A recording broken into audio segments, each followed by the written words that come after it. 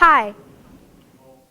I came here today to tell you what's in and what's wrong with our school lunch programs. How many people in this room have kids? How many of your kids eat school lunches? I'm an organic chef and food advocate for a mom. I used to think my mom was just a little bit crazy about her issues on food. But that changed when she recently took me to a talk on GMOs. Just in case you don't know, GMO means genetically modified organism. What the speaker had to say really freaked me out because animals and people are dying from GMO food or feed. One kid almost died because he had developed an allergy from GMO corn. Animals eating GMO feed are getting tumors, cancer, and grossest ever, leaky gut syndrome. Trust me, right before lunch, y'all don't want me showing you that slide. This prompted me to do my own research, and what I discovered disgusted me. It's not rocket science to figure out these animal sicknesses are being passed down to us and right into our school lunches. So I asked myself, how can I, a 10-year-old, change the bad parts of school lunches and convince others that eating good is a solution? Part of the problem is junk food in schools. Did you know they spend up to $300 million a year on youth-targeted marketing? For the first time since the early 1800s, children are expected to live shorter lives than their parents. 1 out of 3 kids will have diabetes. 43 million preschool children under age 5 were obese or overweight in 2010. Large food corporations are taking over the government agencies that are supposed to regulate them. Scary. We've heard this from many significant adults, such as Michelle Obama,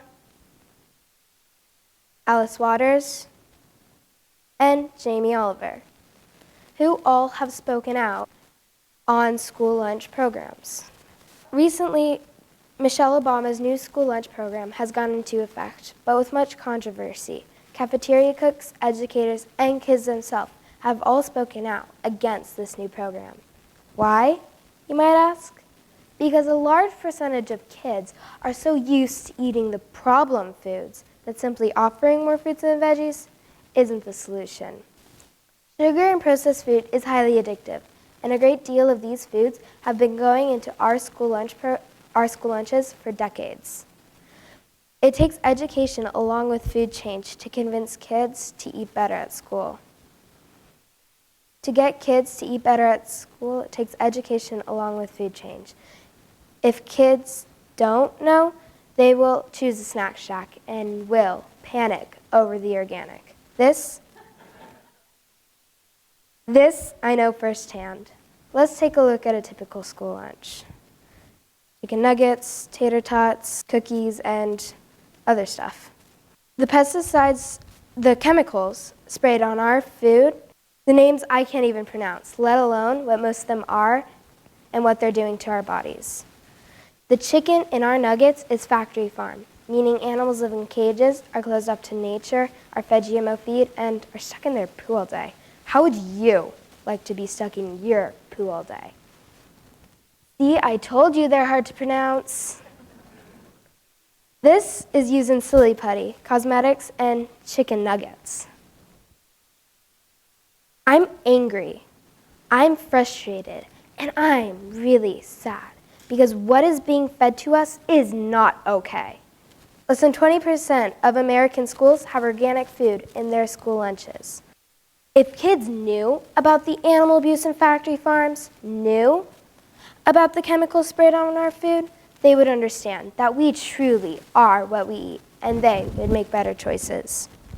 Some of the solutions are, first and most importantly, stop looking at us kids like we're a profit margin. Part of the solution is education. We go to school to learn about science, English, history, and math. Now it's time to add a food and health class. It's funny, when I was little, I wanted to be a princess or a fairy, and I believed that everything was good. Now that I'm older and more mature, I want to be a powerful voice in food advocacy for my generation. because I know that our school lunch system, if not our entire food system, has to change. And I'm here to make that a reality. Thank you. I'm honored to be here.